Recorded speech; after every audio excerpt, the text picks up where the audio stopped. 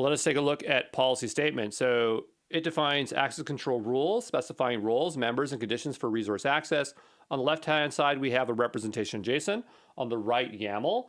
JSON is really great for automated systems because applications are really good at writing out JSON, whereas humans, we don't want to see as much, so YAML makes it so much easier to read and also write manually. So it's really up to you. As you can see on the interior there, we define our bindings. Remember, we saw that in the policy statement that or policy architecture, we need to define a binding.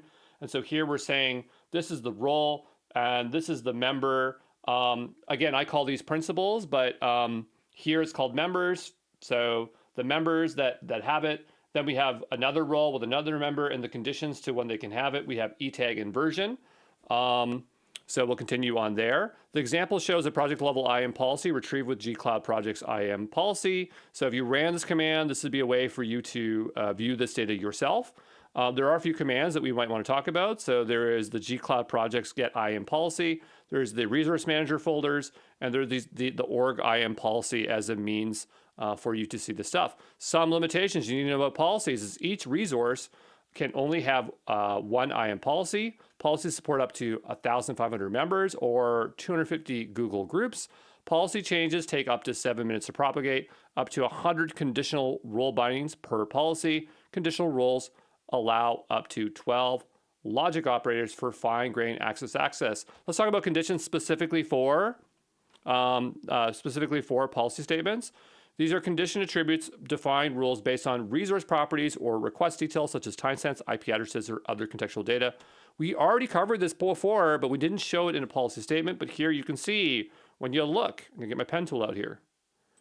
When you look here, we have our condition, right? Here's our expression. So the request time, if it is less than this thing, then if it's true, then access expires after January 1st, right? So hopefully that makes sense. So for time-based conditions, this will allow you to control access by specifying when a policy is valid. Okay, so here we're specifying a range. Down below, but up here we have the same one basically, but we're saying restrict access to a user until January 1st. So as long as the time is less than this date, they will have access to it. Here we have the off hours access. So only during the day. So here we're looking, we only want them to be able to access it between 8 p.m. and 6 a.m. Access allowed only during off hours. That's really interesting. You think only on hours would be the case, but here we're specifying the time zone and the hours in 24 hours. The request time ensures access aligns with set times or expiration dates. We also have resource-based conditions. So these restrict access based on specific resources. So here we're taking a look, we can see resource name starts with this, and that is going to be the restriction we have there.